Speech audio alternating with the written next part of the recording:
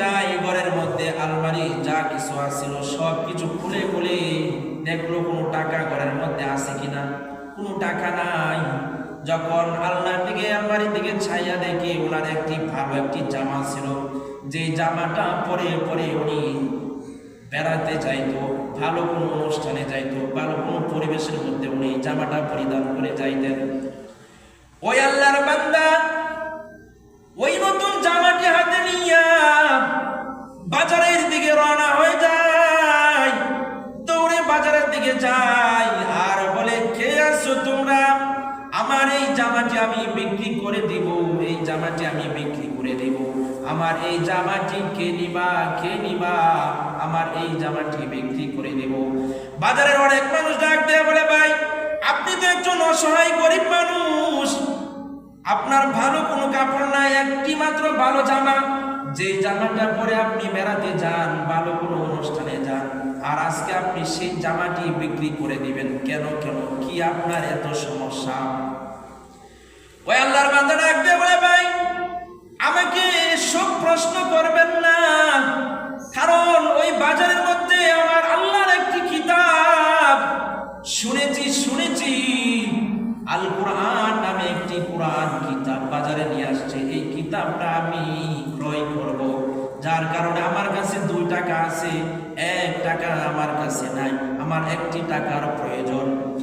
এই জামা বিক্রি করে 3 টাকা জোগাড় করে ওই কোরআন ওয়ালা ভাইয়ের কাছে যাই, 3 টাকা দিয়ে ওই কোরআন নিয়ে গেলেন। ওই কোরআন নিয়ে সন্ধ্যার সময় বাড়িতে যায়। ওই আল্লাহর বান্দা অসহায় ব্যক্তি, তার স্ত্রী ছিল না, তার ছেলে ছিল না, তার আপন বলতে কেউ ছিল না, শুধু একটি মাত্র মেয়ে কন্যা সন্তান বাড়িতে ছিল। ওই মেয়ে বাবাকে ডাক দিয়ে বলে, বাবা আপনি এই কোরআন নিয়ে আসছেন, এই কোরআনকে আপনি পড়তে পারেন? বলে, মা এই কোরআন আমি পড়তে জানি না, এই কোরআন আমি শিখতে পারি নাই, কিন্তু এই কোরআন মহান আল্লাহর কোরআন, এই কোরআনের ভিতরে আল্লাহ তাআলা কত সুন্দর সুন্দর কথা বলেছেন, সুবহানাল্লাহ। এই কোরআন নিয়ে আইসা ওই মেয়েকে ডাক দিয়ে বলে, মা এই কোরআন যে কোনো জায়গায় রাখতে যাবে না, রাখা যাবে না, ওই কোরআনটা রাখতে হবে ঘরের একটি উঁচু জায়গায়, যেন কোরআনের সাথে আমাদের কোনোভাবে বেয়াদবি না হয়। মেয়ের কাছে কোরআন দিল, ওই মেয়ে ঘরের এক কোণের মধ্যে তক্তার মধ্যে কোরআনটা রেখে দিল। আল্লাহর ওই বান্দা সকাল হলে গামছা নিয়ে পাড়ায় পাড়ায় বের হয়ে যায়, গামছা বিক্রি করে সন্ধ্যাবেলা বাড়িতে আসে, আসার পরে এশার নামাজ পড়ার পর ওই কোরআনটা ঘরের কোণা থেকে হাতে নিয়ে আর হাতে লইয়া লয় ওই কোরআনের লাইনে লাইনে আঙ্গুল ঘুরায় আর কান্না করে করে আল্লাহকে ডাক দিয়ে বলে, আল্লাহ এই কোরআন আমি পড়তে জানি না, এই কোরআন আমি শিখি নাই, শিখতে পারি নাই, এই কোরআনের মধ্যে আপনি কত নাই সুন্দর সুন্দর কথা বলেছেন, এই কোরআন আমি পড়তে জানি না। আল্লাহর বান্দা ওই কোরআনকে নিয়ে চোখের পানি ছেড়ে ছেড়ে কান্দে আর কোরআনকে চুমকায়, বুকে লাগায়, চোখে লাগায়, মাথায় নিয়ে কান্না করে, আল্লাহ এই কোরআন আমি পড়তে জানি না, আয় আল্লাহ কিন্তু এই কোরআনকে মহব্বত করি, আয় আল্লাহ মেহেরবানি করে এই কোরআন পড়ার তৌফিক দিন, এই কোরআনের ভালোবাসা যেন মৃত্যুর আগ পর্যন্ত আমার অন্তরের মধ্যে থাকে।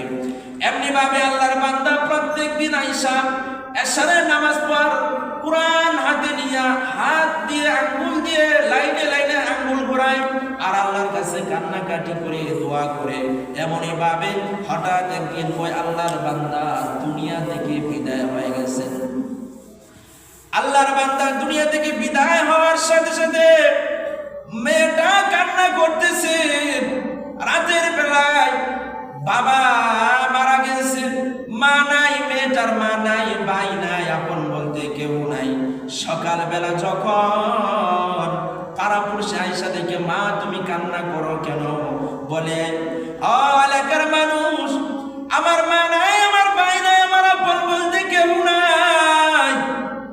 আমার একটা বাবা ছিল, সারাদিন আমার বাবা কাজ করে আইসা যখন বাড়িতে এসে আমাকে মা বলে ডাক দিত, সাথে সাথে আমার মনটা জড়িয়ে যেত, আমার মনের মধ্যে শান্তি এসে যাইত। আজকে আমার বাবা দুনিয়ার বাড়ি থেকে চলে গেছে, আমাকে আর কে মা বলে ডাক দিবে? আমি কাকে আর বাবা বলে ডাক দিব? এলাকার মানুষ ডাক দিয়ে বলে, মা তুমি কান্না করিও না, কান্না করিও না, আমরা তোমাকে দেখাশোনা করব, তোমার যা কিছু প্রয়োজন আছে সব কিছু আমরা দিব।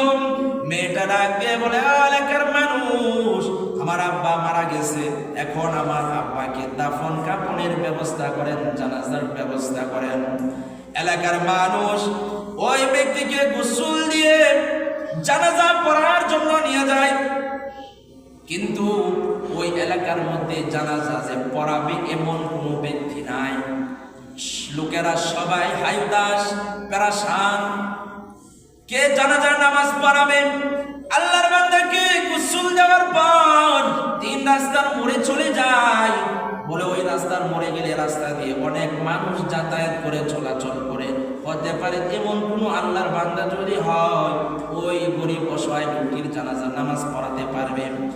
ওই রাস্তার মোড়ে যাওয়ার পর তাকায় দেখে এমন সময় একজন ব্যক্তি ঘোড়ায় দিয়ে ঘোড়ার উপরে উঠে একজন ব্যক্তি যাইতেছে রাস্তা দিয়া। ওই বাইকে ডাক দিয়ে বলে, ভাই থামুন থামুন। বলে, কেন? আমাদের গ্রামের মধ্যে একজন গরিব অসহায় ব্যক্তি মারা গিয়েছে, ওই ব্যক্তি জানাজার পরাণের মতো কোনো মানুষ নাই, আপনি আপনার মুখের মধ্যে দুটার মধ্যে দাড়ি দেখা যায়, মাথায় টুপি দেওয়া যায়, আর মনে হয় আপনি জানাজার নামাজ পড়াইতে পারেন। বলে, হ্যাঁ পড়াইতে পারি, কিন্তু আমার হাতে এখন সময় নাই, আমি এখন নামাজ পড়াইতে পারবো না। বলে, কেন? আমি একজন সরকারি চাকরিজীবী, আমি সরকারের চাকরিজীবী, সরকারি চাকরি করি, আমার অফিসের সময় হয়ে গেছে, আমি যদি জানাজার নামাজ পড়াই তাহলে আমার চাকরিটা চলে যাবে, আমার সময় লেট হয়ে যাবে। এলাকার মানুষ সকলে একসঙ্গে ডাক দিয়ে বলে, ভাই আপনার যদি চাকরির কোনো সমস্যা হয় তাহলে আমরা সকলেই এলাকাবাসী মিলে আপনার অফিসে গিয়ে আপনার অফিসারকে দরখাস্ত করব, এরপরেও আপনি আমাদের জানাজার নামাজটা পড়িয়ে যান। আল্লাহর বান্দা ঘোড়া থেকে নামার পর জানাজার নামাজ পড়াইলেন। জানাজার নামাজ পড়ানোর পর এলাকার মানুষ সকলেই বলতেছে, ভাই নামাজ পড়াইছেন, এবার একটু ওই ব্যক্তিকে কবরে মাটি দিয়ে যান। বলে, আমার সময় নাই। বলে, আমরা সকলে আপনার অফিসারকে সুপারিশ করব। এরপর ওই আল্লাহর বান্দা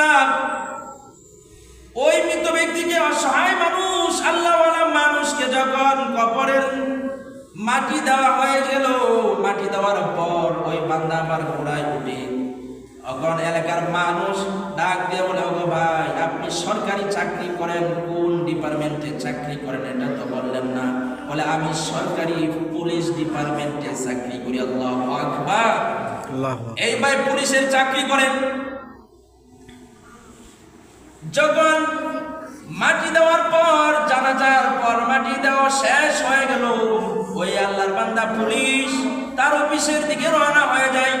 অফিসে যাওয়ার পর তাকায় দেখে ওনার পকেটের মধ্যে একটি আইডি কার্ড ছিল, যে আইডি কার্ডটা দেখে সে ভিতরে প্রবেশ করত। এখন প্রবেশ করার সময় হয়ে গেছে, তাকায় দেখে পকেটের মধ্যে এই কার্ডটা নাই, তার আইডি কার্ড নাই, যার কারণে সে ভিতরে প্রবেশ করতে পারে না। ওই আল্লাহর বান্দা পেরেশান, টেনশনে পড়ে গেলেন, আমার কার্ড কোথায় হারিয়ে গেল। এমন সময় চিন্তা করে দেখলেন, আমার মনে হয় আমি যে ওই মৃত ব্যক্তিকে দাফন করেছি, মনে হয় ওই কবরের মধ্যে আমার কার্ডটা পড়ে গেল। সঙ্গে সঙ্গে এলাকার মধ্যে যায়, এলাকার মানুষকে ডাক দিয়ে বলে, এলাকার মানুষ, আমার একটি কার্ড ছিল, আমি অফিসে এই কার্ডটার জন্য ঢুকতে পারি নাই, আমার মনে হয় ওই কবরের মধ্যে আমার কার্ডটা পড়ে গিয়েছে। এলাকার মানুষ ডাক দিয়ে বলে, পুলিশ ভাই এখন কি করা যায়? বলে, আপনারা যদি এলাকাবাসী অনুমতি দেন তাহলে আমি ওই কবরটা একটু মাটি সরিয়ে আমি কার্ডটা দেখবো আছে কিনা, কারণ বেশিক্ষণ সময় হয় নাই, কয়েক মিনিট সময় হয়েছে, তাকে দাফন কাফন শেষ করেছি। আল্লাহর বান্দা এলাকাবাসীর অনুমতি নিয়ে কবরস্থানে যায়। যাওয়ার পরে যখন এক পাশ থেকে মাটি সরাইলো, মাটি যখন সরাইলো, সরানোর সঙ্গে সঙ্গে ওই পুলিশ ভাই মাটি সরানোর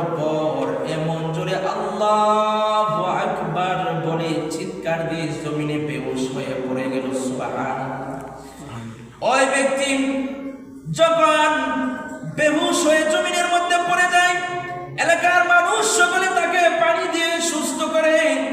এবার ডাক দিয়ে বলতেছে, পুলিশ ভাই আপনার আইডি কার্ড পেয়েছেন কিনা? বলে, তোমরা কেউ আমাকে কার্ডের কথা জিজ্ঞাসা করিও না, আগে বলো ওই ব্যক্তি যাকে আমি কবর দিয়েছি ওই ব্যক্তিটা কে, সে এমন কি আমল করিত?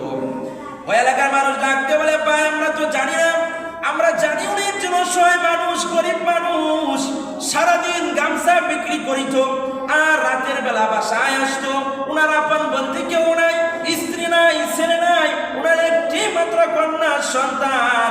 যদি তার বাড়িতে তার ঘরে যাইয়া তার মেয়েকে জিজ্ঞাসা করা হয় তাহলে উনার সঠিক উনার আমল কি ছিল জানা যাবে। ওই পুলিশ ভাই সঙ্গে সঙ্গে ওই ব্যক্তির বাড়িতে চলে যায়। পরে সামনে গিয়া ওই একটি মাত্র কন্যা সন্তানকে ডাক দিয়ে বলে, মা গো মা, ঘরে আসো, দরজাটা খুলো।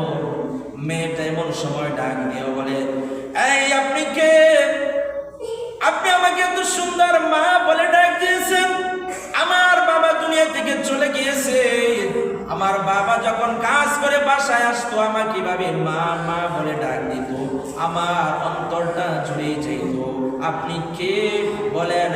আমি আপনার বাবার জানাজা পড়ি, আপনার বাবার দাফন কাফনের কাজ আমি সম্পন্ন করেছি। একটি কথা জানার জন্য আসছি, দরজাটা খুলেন। যখন দরজা খুলে দিল, ওই পুলিশ ভাই পর্দার উপাস থেকে ওই মেয়েকে ডাক দিয়ে বলে, বাবা আপনার বাবা দুনিয়া থেকে চলে গিয়েছে, আপনার কাছ থেকে একটি কথা জানার জন্য আসছিলাম। বলে, কি কথা? আপনার বাবা এমন কি আমল করত, কি এমন বিশেষ আমল ছিল? ওই মেয়ে ডাক দিয়ে বলে, ভাই আমার বাবা তো এমন কোনো ভালো আমল আমি দেখি নাই, কিন্তু আমার বাবার একটি অভ্যাস ছিল, আমার বাবার একটি আমল ছিল। আমার বাবা প্রত্যেক দিন রাত্রে বেলা এশারের নামাজ পড়ার পর ঘরে আসিয়া আমি শুয়ে শুয়ে দেখতাম আমার বাবা ঘুমাইতো না। বলে, কি করতো? আমার বাবা কিছুদিন আগে বাজার থেকে একটি কোরআন শরীফ নিয়ে আসছিল, ওই কোরআনটা ঘরের কোণের মধ্যে রাখিয়ে দিল। ওই কোরআন নিয়া প্রত্যেক দিন রাত্রে বেলা সারা নামাজের পর ওই কোরআন নিয়া কোরআনের লাইনের মধ্যে আঙ্গুল ঘুরাইতো আর কান্নাকাটি করতো। ওই কোরআনকে বুকে লাগাইতো, চুমুকাইতো, চোখে লাগাইতো আর আল্লাহর কাছে কান্নাকাটি করতো। ওই পুলিশ ভাই কথা শোনার পর এলাকার মানুষ অনেকের মানুষ সামান্য এতটুকু আমলের জন্য তার কবরের কি অবস্থা তোমরা জানোনি? বলে, কি কি আপনি কবরের মধ্যে কি দেখেছেন?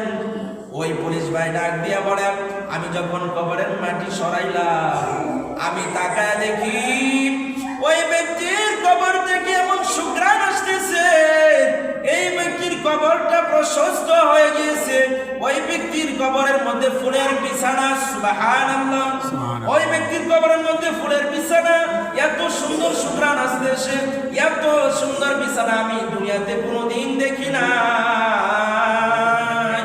পুলিশ ভাই এই কথা বলে বলে কান্না করতেছে আর বলতেছে, এতটুক আমল তার কবরকে এত সুন্দর ফুলের বাগান বানায় দিয়েছে। সুবহানাল্লাহ।